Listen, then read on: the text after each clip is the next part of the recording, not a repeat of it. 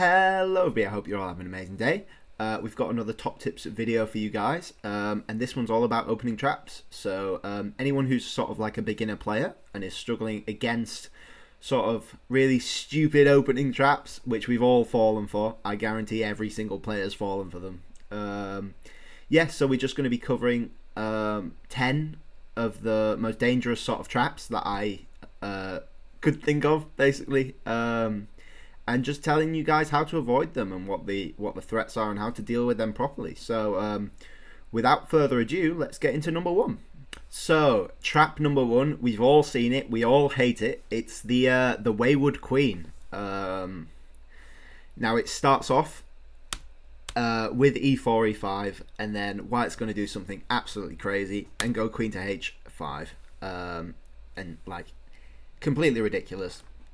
Ignores every opening principle known to chess, basically. You're not defending your pawn, you're not developing any of your minor pieces, you're not getting your king to safety. It's just a one idea threat, and the whole idea is revolving around the f7 pawn. Now, if you guys don't know, the f7 pawn and the f2 pawns are the weakest pawns on the board at the start, especially. And basically that's just because it only has one piece defending it.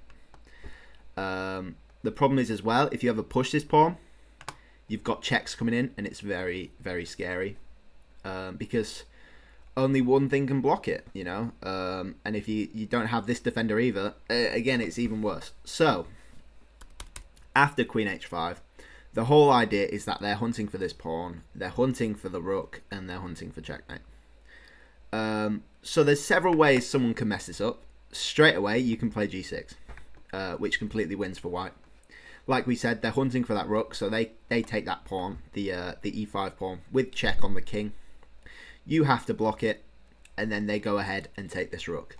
Completely winning for white, completely losing for black. So, to sort of ignore this, or nullify this threat straight away, I would recommend playing knight to c6. I believe you can do some other things. I think knight to f6 potentially could be viable, but definitely not recommended losing the pawn at the start. So I think d6 also could be good, but knight c6 is just very tidy. And then likely they are going to go ahead and play bishop to c4, just adding another scary thing onto this pawn.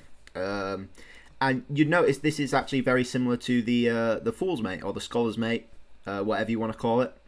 And yeah, it is quite scary. There's two ways you can sort of deal with this. The first way is to go queen to e7, which isn't exactly good. It's blocking in this bishop. Your queen doesn't really want to be there, so I would much rather recommend playing g6. And now, g6 might look like a bit of a weakening move, because you're making a hole here, which we said we didn't want to do at the start. But because this pawn's covered by the knight, it's all good. It's all good. And after g6, obviously you're attacking the queen as well, so that's always got to be a good thing.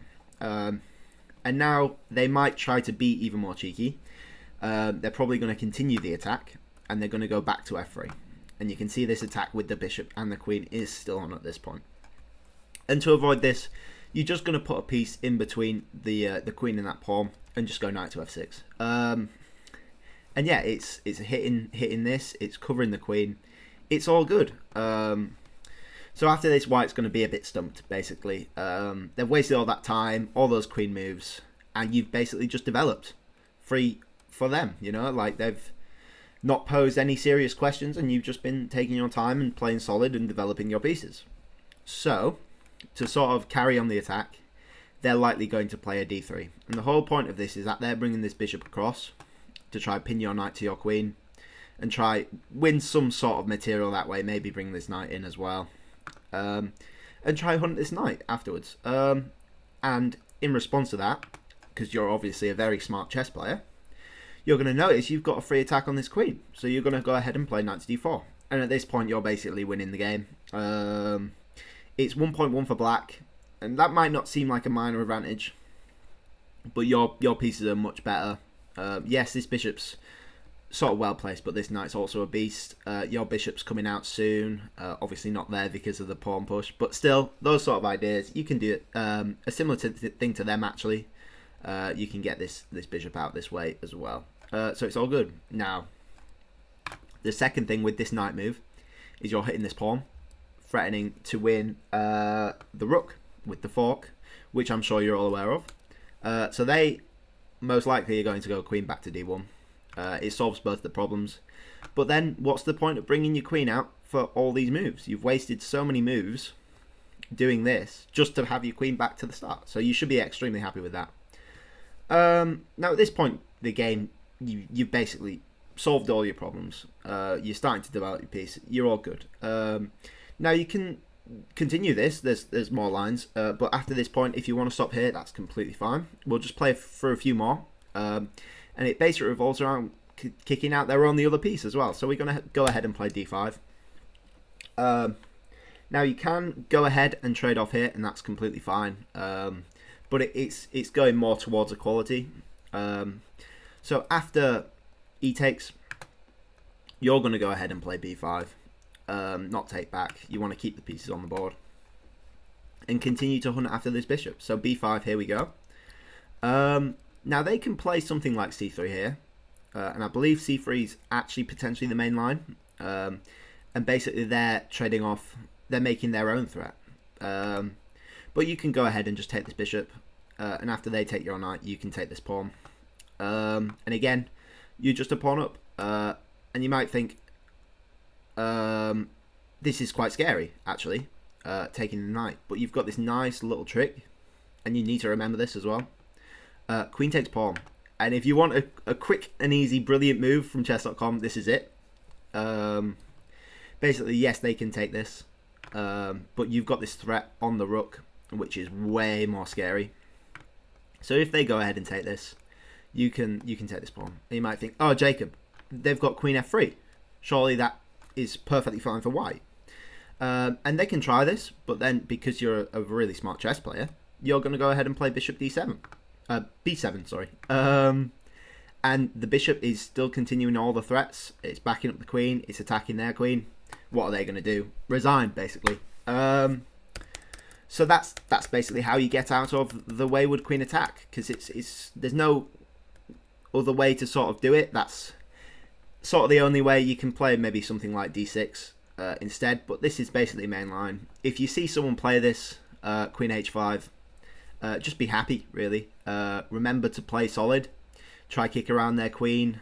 Don't fall for any mating attacks on f7, please. Don't fall for any queen there. That's why you get your knight out. That's why you push your c6 pawn, and you should be extremely happy. And that's probably the most common frustrating line for beginners. I definitely face it a lot, and for a long time I had no clue what to do at all. So if you see this now, please remember this. Please be extremely happy that they played this against you, and just take the easy win. So yeah, let's head on to the next one. So the next opening trap we have, anyone who plays the Italian is going to be extremely aware of this one, but it is the fried liver. So the fried liver comes into the Italian game after knight there, and then bishop to c4. So this is the Italian game. You also have the Scotch or the Ruy Lopez, Spanish, whatever you want to call it. But the Italian game, and you're going to go with the two knights defense. Completely solid, really nice. They've got other moves they can do, but if they want to be cheeky and push their luck, they can play knight g5. Now this is actually one of the more solid. There's 3 sort of solid traps in here that are actually quite viable for your opponent. This is one of them, but you do still need to very much know what you're doing, otherwise it's going to get very, very annoying very quickly for you, and yeah, very, very hard to defend. So the whole point of this, again, is similar to the Waywood Queen, actually, but with the knight instead. And they're hunting for your f7 pawn, which is going to be a very common theme throughout all of these traps. So you might think, how the devil am I going to defend this pawn? You know, our bishop's not out. Our knights can't reach that, either of them. Both these squares are blocked off for the knight. How are we defending that? And that is a good question, and you need to know this if you play the Italian. You're going to play d5, just blocking off this bishop. Now, white can do three things technically. They can move the bishop, I guess. But if they want to take this, you're just going to be really happy. And take this knight, take this bishop. And after e takes, you can just take this knight. And if they try to win the piece back, you're going for this pawn. And that's happy days. And you're going to be really happy with that. If they take back with the pawn, which is the main line, you are going to do a knight to a5. Now, there is a couple other things you can do. You can do a knight to d4 and a knight to b5, but they are slightly more risky. More fun if you do it that way as well. But knight to a5 is the engine line, and you're just hunting this bishop, basically. Where's the bishop going? Are you going back? No, you're going to get taken. You've got to cover this pawn as well. So what do they do now? They're going to go give you a cheeky check. And you're completely fine with this. You're not going to block with the bishop. You're not going to block with the knight. You want this knight here to cover this pawn. You want the queen open as well, so you can't block it in with the bishop. So you're going to go ahead and play c6, and that's just hitting the bishop again. They could move back or something, but that's obviously not as good with like a b5. You're still chasing around the bishop. If they take with the bishop, obviously that's bad. You just take back with the pawn, and you're happy there. So they're going to go ahead and take back with the pawn. And now you've got a choice, really. You can take back with the pawn, or you can take back with the knight. Now, I would recommend taking back with the knight. The only reason is because you've moved the knight there for a reason. And what's the point of moving it there just to move it back again? So let's take back with the pawn. And then you can see that the bishop is still struggling, actually. It can't go there. If it goes there, that's completely out of the game, and you're actually blocking in your own pieces. So it's got to go back to... well, the computer's actually saying d3, which is interesting. But if it goes back there, you're just happy again. You can kick this knight out. That's going back, and you can keep bullying it. And it's going to be happy days for you. So yeah, that is the premise of the fried liver, basically. It's definitely viable for white. If they know what they're doing, they can mix it up a bit. But for beginners, this is mostly what you're going to be facing. And again, you should be pretty happy if they do that, because you've watched this video and you're going to remember exactly what to do. So yeah, straight on to the next one. So we're in with the next trap here. And if you guys have been around chess YouTube for a while, and you know the name Gotham Chess, you might be familiar with this one. And it actually comes from the Scandinavian, which is a personal favourite of mine. But it's a cheeky little gambit they can play called the Tennison Gambit. Now, this trap actually has a sort of unofficial name of the intercontinental ballistic missile attack from Gotham Chess, I believe. But for now, we'll just call it the Tennison Gambit, because there are some other lines in it as well. And basically, they don't take our pawn in the Scandinavian. And there's no reason why we can't just take it back. After all, there's nothing else defending it. So, let's go ahead and do that. And they're going to go ahead and play this cheeky move, knight to g5. And attacking that again. Now, I'll play through the trap first, and then I'll tell you what I would personally do to avoid it. If you go ahead and play knight to f6, they are going to try this cheeky d3 move.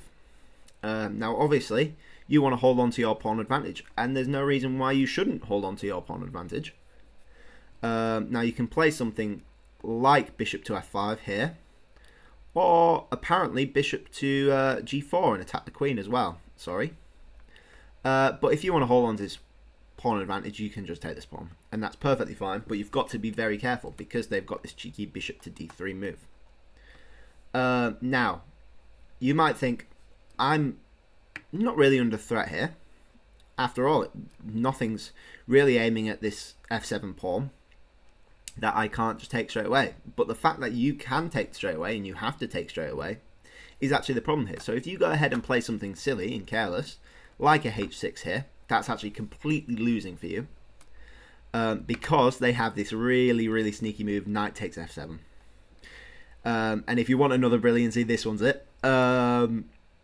Because the knight's actually forking the queen and the rook.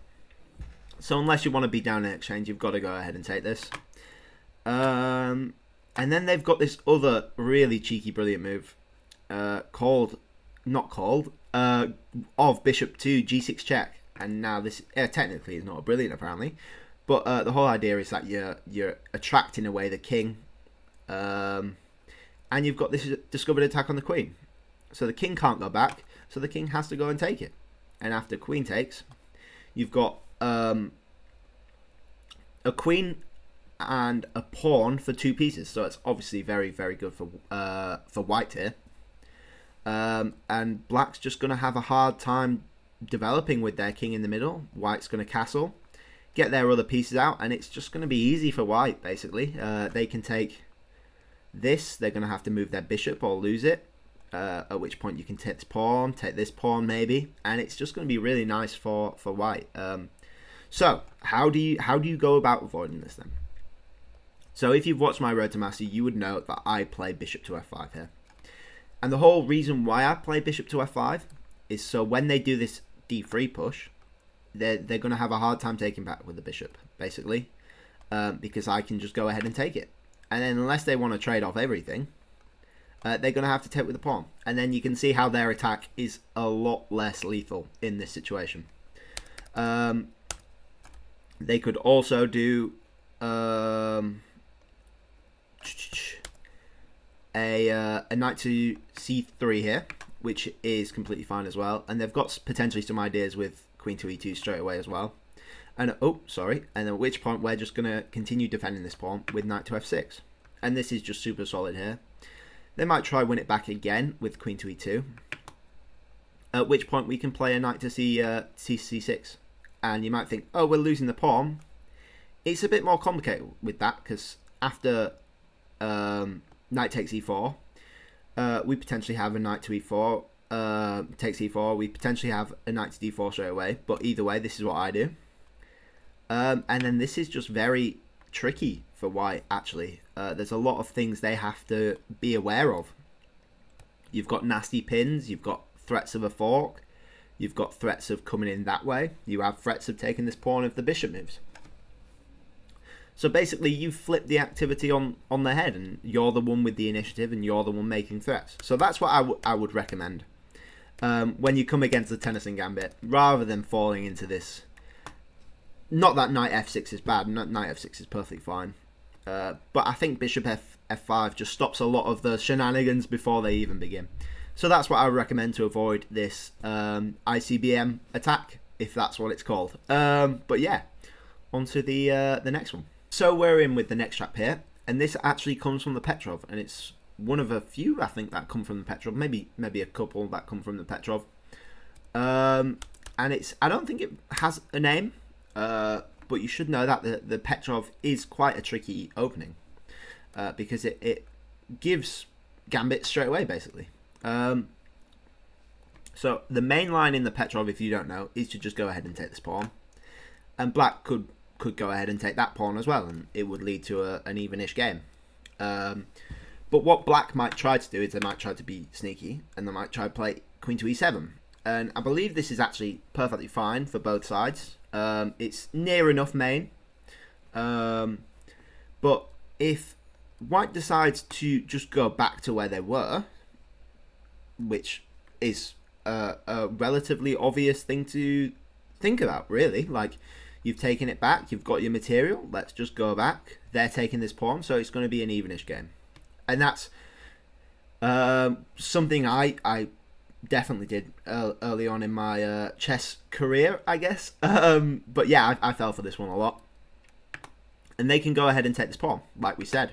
Now, if white tries to be sneaky and do something a bit careless, then basically it's just going to be winning for black. And the whole idea is about this discovered check. So if white decides to play something like knight to c3 or c3, or like an a3 or something not revolving around your king. Let's say knight to c3, because it seems relatively okay. basically you've got this discovered attack on the king, and the whole point is that the knight's covering the blocking square and also hitting the queen. So if the queen decides to cover, you can just take with the knight, and if the bishop decides to cover, you can just take the queen as well. So that's completely winning for black, and white is going to resign momentarily. The way I would avoid this personally is by not going into the Petrov. I would go straight into the four knights and play maybe a Scotch. There's other things you can play as well, like a four knights Italian, stuff like that, and it's a lot nicer. You don't have to think about this, because generally if someone plays the Petrov, they know the Petrov, and if you're not used to playing it, you can get caught up very, very easily. But if you are intent on doing this, you can play d4 here. D4 is perfectly fine, and if they try to kick you out with a d6, you can go back, and now you've made a bit of room for your king, and you should be all good. You can do a preemptive block, either bishop, maybe even bishop to e2 is going to be better. Just castle, get out of the way, and it should just be a relatively even game, you know. Just don't let your king get smothered in. And if you want to go back as well, back to f6, I think you can as well. Again, just like a bishop e2 is going to be completely fine here. And yeah, that's this little Petrov trap. I don't think it's necessarily got a name, but it's something that definitely beginner level players are likely to fall for. I definitely fell for it when I was a beginner as well. So yeah, on to the next trap. So the next trap we have today, love it or hate it, it is the England Gambit. Now, if you don't know what the England Gambit is, count yourself lucky, because it's absolutely diabolical. And it's basically a reverse Scandinavian, except the black can't take back with the queen. Now, you may think this just wins a pawn, and you would be absolutely correct. It does just win a pawn. But there are a few lines that are tricky, and you need to be aware of them, especially this one. So they're going to go ahead and attack your pawn, and you're fine just defending it. You're up a pawn, let's keep it, you know? Nothing wrong with that at all. And queen to e7. And again, hang on to your pawn with bishop to f4. You can also go bishop to g4. I think that's perfectly fine as well. But if you are desperate about hanging on to this pawn, bishop to f4 is fine. Yeah, and then they are going to play this really cheeky move, and it's the whole point of going queen to e2, and it's the whole point of this gambit really. They go ahead and play queen to b4 check, and you might think, why are they doing that? They're hitting your bishop for one, and they're hitting this pawn for another, so you've got to be quite careful about this, because it gets very dangerous very quickly. And you've got to block the check with your bishop, and you might think, what was the point of me going there if I'm just coming back again? And you will see very shortly, because they're going to take this pawn.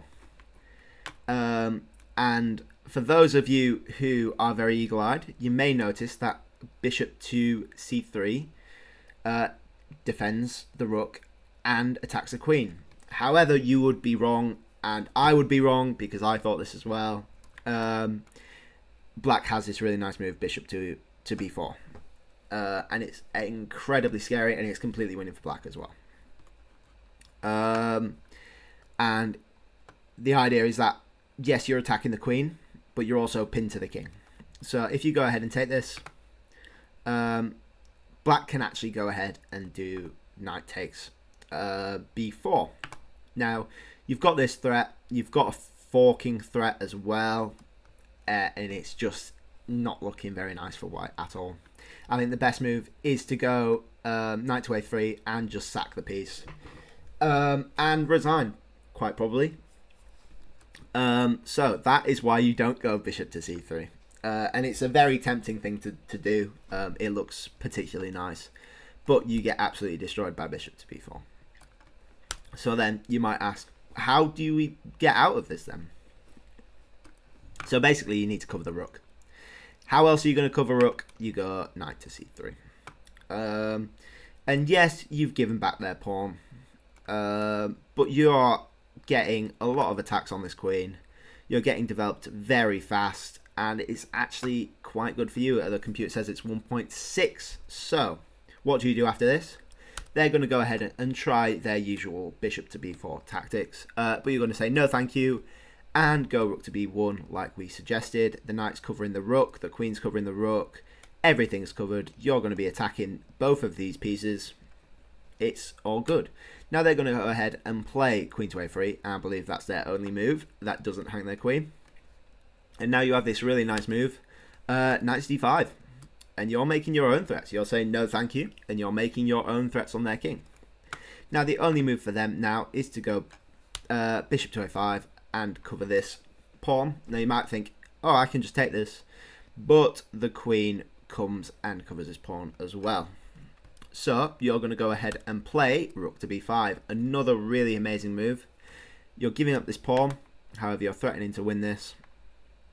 You're threatening afterwards the fork, and they're going to go ahead and take your bishop.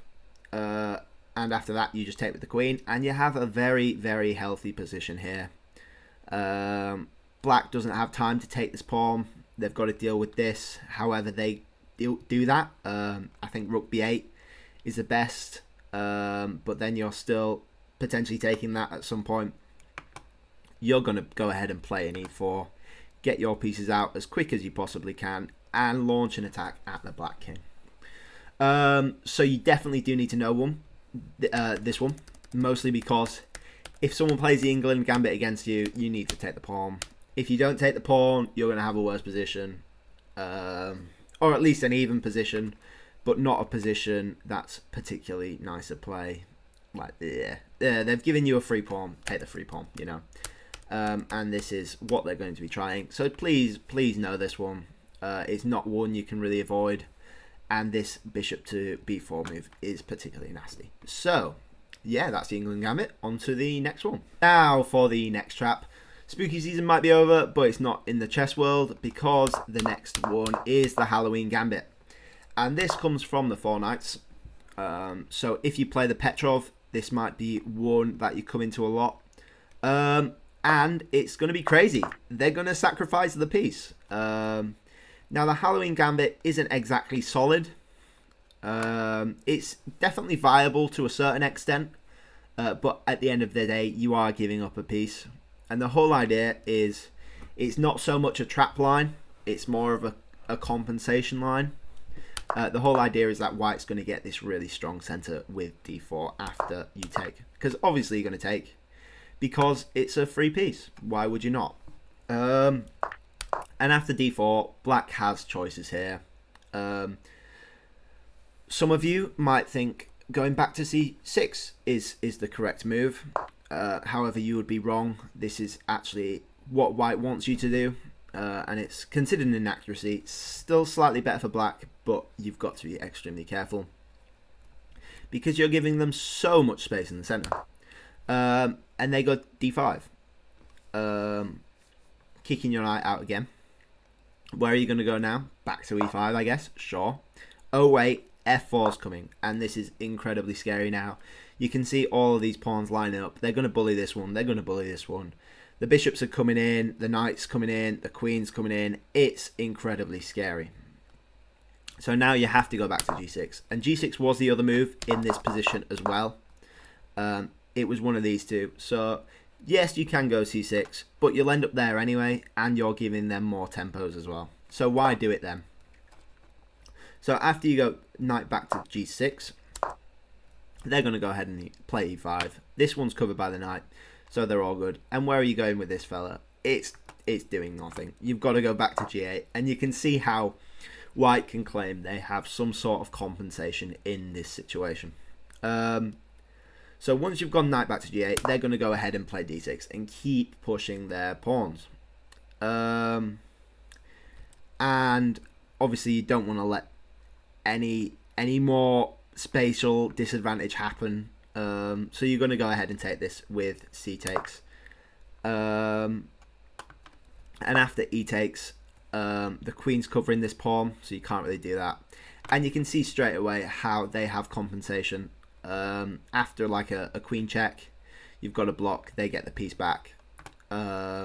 they have some knight shenanigans going on over here, and I believe that's actually the main line. So if you decide to go queen to b6, and maybe save yourself from this check, they're going straight ahead and playing knight to b5. They're covering this pawn again. They're threatening the fork as well, and it's very scary indeed. So if you go back, all the way back, and go straight away knight back to b6 to g6, this is the main line, and this is the safest. And the reason it's the safest is because they don't have all these tempos on your knights. So they're going to go ahead and play e5 anyway, and you're going to go back to g8, but you can see without these pawn pushes, it's a lot less scary as well. And yeah, they might try some bishop to c4 things, but you can go ahead and play like a d6. I think you can play a c6 as well. d5 works, I believe. In fact, I believe d5 is the main line. Just because after the bishop comes out, I think you're getting your knight out with some tempo on the bishop as well. But if you want to be super solid, c6 works. d6 also works as well.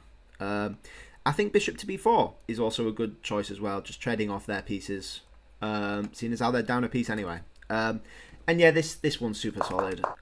You should be relatively happy if someone plays this against you. Just remember, go straight back to g6.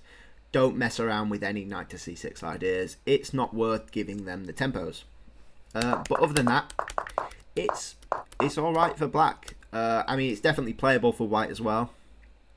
But as long as black's super solid, you shouldn't be under much threat. And yeah, that was the Halloween Gambit. So we're in with the next trap line here, and believe it or not, we are back with the Petrov after knight to f6. And you might know this one, especially if you watch Eric Rosen. It's sort of his specialty, and it's actually a very solid gambit as well, very viable competitively, if black knows what they're doing, and it's the Stafford Gambit. Now, you've been given a pawn, and you're looking to trade off a piece, and you might think, we're up a pawn, let's trade off while we can, and you'd be absolutely right. It's perfectly fine to take this knight on c6, and it's actually computer recommended as well. You've just got to be a bit careful and sort of know what you're doing, but other than that, you should be fine. If you want to retreat back, that's viable as well, and just give back this pawn, perfectly fine. But for now, we'll say we are taking this knight, and after knight takes, the whole idea is they're developing their light squared bishop for free, basically, and they're getting their queen out for free as well. So basically, white has options, and that's the tricky thing about the Stafford Gambit. There are just so many lines, all equally as trappy as the next. So you can't possibly cover them all in this video, and I don't claim to know them all either. But this is just one of the more simpler traps that I've come across. And it starts off with white playing d3. Yes, you're blocking in your bishop, but it's also super solid covering this pawn as well. And after d3, black's going to go ahead and develop onto c5 with their bishop, and looking at this f2 pawn. So after this, black wants to get castled. White wants to get castled as quickly as they can. So they're going to go ahead and play bishop to f2, because where else realistically is this bishop to e2? Sorry, because where else is this bishop actually going? And after bishop to e2, black's going to go ahead and play a risky move. Not a risky move, really. It's a good move. Of h5. And you might think, that's a very strange one to do. Black's doubled up on this diagonal. So it is quite scary. You can't castle without losing this pawn. What's the point of it? And the whole point of it is they're trying to free up this rook. They're not trying to castle. They want to launch an attack as quickly as possible. So if white ignores this sort of and goes ahead and castles, they have this really tricky move of knight to g4, and it's scary. And it might not look scary, but it very much is scary. So the best move here for white is just to take this knight, but then obviously you are letting the rook in, and that gets very scary very quickly. So if you go ahead and try to kick out this knight, it could potentially be fine. It's actually similar to another trap we'll look at later. But black has this really cheeky move of queen to d6. You might think, oh, you're hanging your knight. And you are. It's a brilliant move for a reason, because you're hanging your knight. And if white decide to capitalize on this knight and take it, then it's mates in 5 actually. After h takes back, this rook's freed up, this queen's coming onto there with mating threats, and if you decide to stop it with like a g3, then this bishop's showing what an important role it's doing with the h2 pawn, because it's pinned to the king, so it can't actually take, and black can just go ahead and take this pawn on g3 because of the pin, and that's actually mate. So yeah, very nasty very quickly, and that just shows the power of the Stafford if black knows what they're doing. There are tons of lines like this, so if you are insistent on playing into the Stafford, please just be aware of all of them. I personally don't even bother taking this pawn. I go with the 4 knights and just play it safe. But yeah, be careful. That's all I'm saying. There's way too many lines to cover in this one video. Especially if black knows what they're doing, it's going to be deadly. Like I said, Eric Rosen, who's I believe is an IM, has taken down some giants with the Stafford Gambit, and yeah, it's deadly. Trust me. Just trust me. So yeah, that's the Stafford Gambit.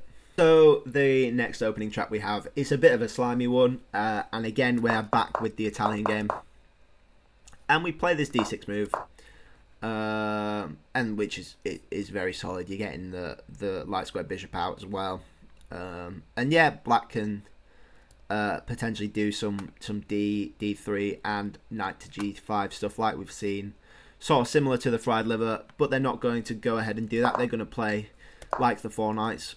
And a very solid move for black here is to go ahead and play bishop to g4, pinning the knight to the queen, and that's the key thing about this one. And this one is actually called the Legals mate. So a very, very cheeky move for white here, and it's actually objectively bad for white, is to go ahead and take the pawn on e5.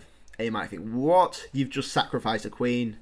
But if black decides to go ahead and take this queen, it's actually mating 2. The knight's playing a very important role here. Bishop goes ahead and takes on f7. And the only move there is queen to e7. And after knight to d5, that's actually checkmate. The knight's covering these two. Bishop's covering these. And the knight's covering the bishop as well, which is a super nasty mate. And it's super, super easy to avoid. After knight takes pawn, just take back with the knight. You don't need to take the queen. It's a free piece. You know, you're covering this bishop with your knight. The queen's still hanging. You're still threatening to take this bishop. It's just a free piece. Piece for a pawn. No fuss at all. But some people will push their luck and try that, especially in like a bullet game or something where you're not really thinking about it. And you think, oh, a free queen. They forgot about the pin. No, they haven't. They're just being slimy, and they're trying to make you in 2, which is great. But yeah, to be fair, it's quite a nice little sequence. Really cool how the knights work together to make the king with this hole here. But yeah, that's a super easy one to avoid. Please just take the knight with the knight. Don't bother trading. Grabbing the free queen. But yeah, onto the next one. So the second to last trap we've got here, it's less of a trap and more of just a mistake for black. That a lot of beginners might play, especially if they don't know any theory at all. They're going to go ahead after knight to f3, and they might think, oh, my knight's attack, and rather than doing like a knight to c6, they're going to go ahead and play f6. Now this actually has a name. It's called the Damiano Defense, and it's infamous for being bad. Infamous for being one of the worst openings there is.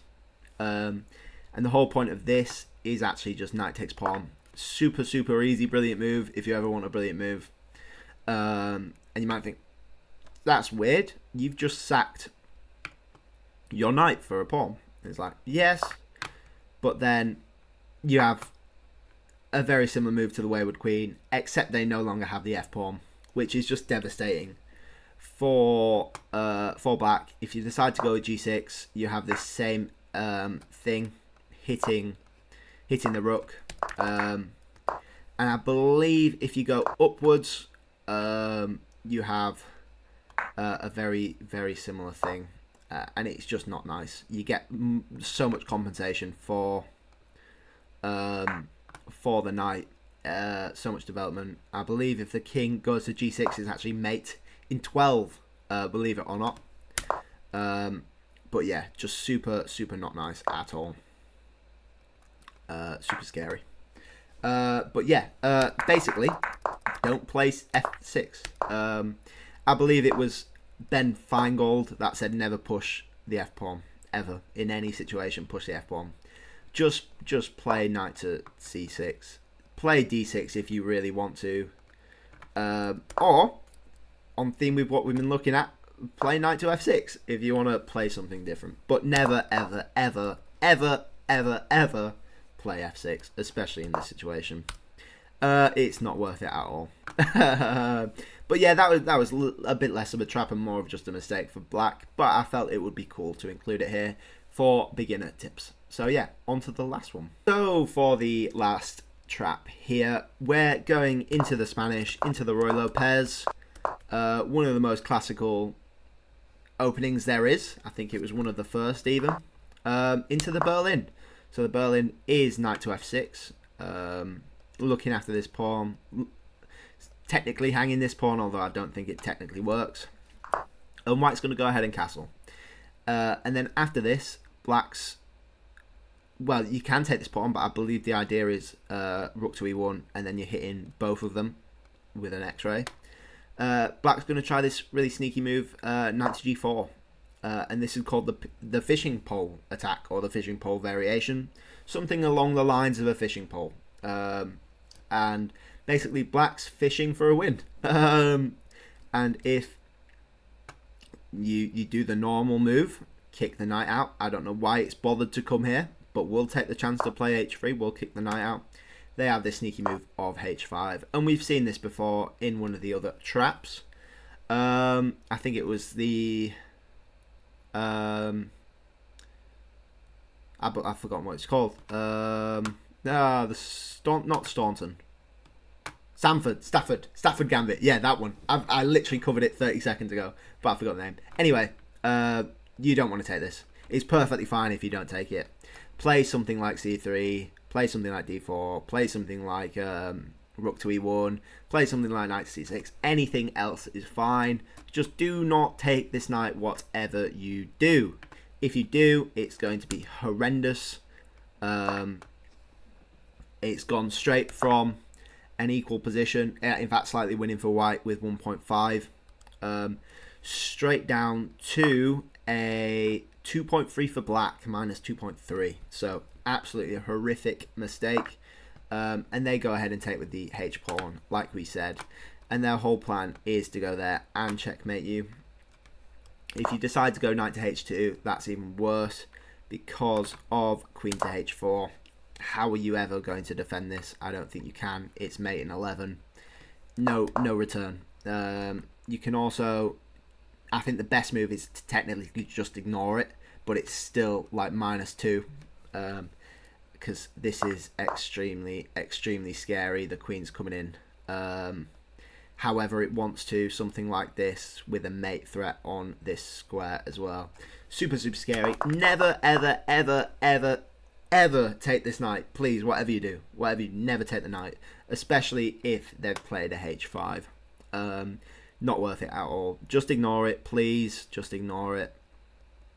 Literally any other move is fine. Just don't take the knight. And that about does it. Yeah, that's the last little trap. So I hope you enjoyed that. I hope you learned a little bit about traps.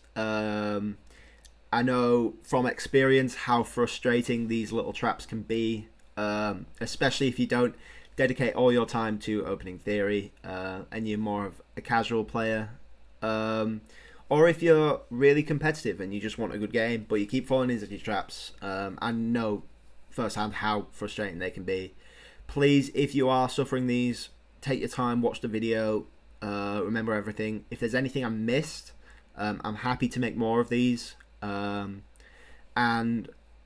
from a psychological point of view, please don't get frustrated with these. They're people that play them are just looking for cheap wins. They're not going to be improving. If you play solidly and you care about it, you will improve faster than these people. Don't let it get you down if you keep losing to these. It happens to literally everybody when they first start, and it's nothing to worry about. It's nothing to be ashamed about. It's just people playing silly moves. They're objectively bad. They're just confusing, and it's not worth getting angry over. Just look at the computer, look at the moves, look at this video, look at other videos, and just don't forget it. Basically, learn it. The reason these traps work is because it's like a 1 or 2 move mistake. Just learn the one mistake, and most of these traps won't work. And there are always other lines you can do, like I said, especially with like the Petrov. The 4 knights just cancels all attacking plans basically, and it's just super solid. And that's the key thing to take away. Just play solid, play safe, don't do anything really committal out of the opening if you don't know what you're doing, and just have fun with it. At least, you know, if you're struggling, just try to have fun. Play people won't play that, and yeah, just have fun with it. It's a game after all, you know. But yeah, I hope you guys enjoyed that. I hope you learned something. Please consider liking if you liked. Please consider subscribing if you really liked, and I'll catch you guys all tomorrow. Bye bye.